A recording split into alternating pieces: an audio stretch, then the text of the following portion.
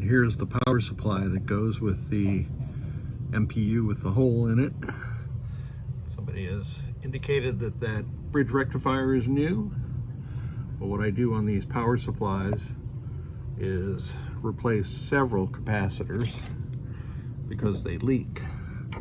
C2, I don't see any leakage on there, but sometimes it's just underneath it. C1, C3, and way over here on the other side of the board is C7. And they all leak for some reason. It's a weird thing for me to think that the design of this power supply is almost identical to the Williams System 11 power supply, yet the capacitors on the Data East power supply leak. The capacitors on the System 11 power supply never leak. I'm also going to have to replace, I don't have to, but I'm going to replace the header pins. It's not showing up very well in the video, but those header pins are well past their useful lifetime. So we're going to take all the header pins, all the 156 pins out. The GI header is typically one that's just trashed. This one doesn't look nearly as bad as some I've seen. The 12 pin wafer looks just fine, and these 2 pins are used to pick up ground.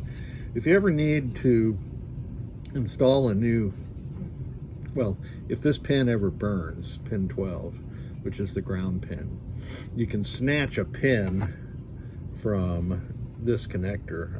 I grab one of the middle ones and I just transplant it into pin 12 and put pin 12, burnt as it is, back into here. There's no mating female pin on the other side of CN2. It just makes the connector look complete. Anyway, it's a lot easier to just transplant the one burnt pin than it is to try to transplant or try to replace the entire connector. A Data East power supply. I forgot what game this goes into, but it's a DMD game. I have my test rig connected to it. I have ground connected to the big old 30,000 microfarad capacitor that's for the lamp matrix out of my disembodied transformer from, I think, a Firepower, but I don't recall. Anyway, I was working on this power supply, and usually these are a piece of cake. The typical problems are fuse clips. These are all good. Or headers, and these were decent, but I replaced them all anyway. And then the other problem is just general lack of high voltage. So I came across this one, and the negative high voltages were fine, and those are a product of TR4. But the positive 68 was not fine. It was 0, and that is a product of TR3.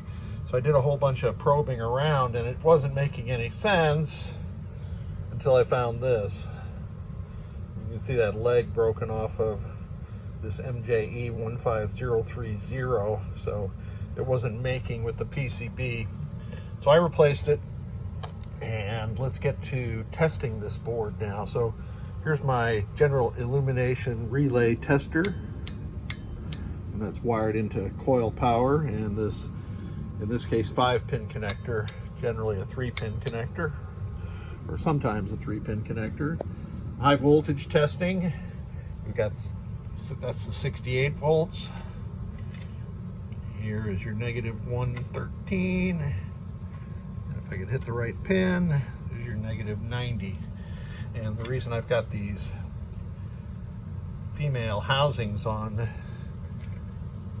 while I'm testing is so I don't short 2 pins together and destroy my work. There's the 12 volts. Here's your 12 volts again. 5 volts. This negative 12 volts is reading minus 29. That is a problem with discharging the caps. So I'll discharge the caps and check that again. Otherwise, this thing is good to go. Thanks so much. Testing the 12 volt again after I discharged the equivalent of the 15,000 microfarad filter cap. And you can see we're right on, and here's the plus 12.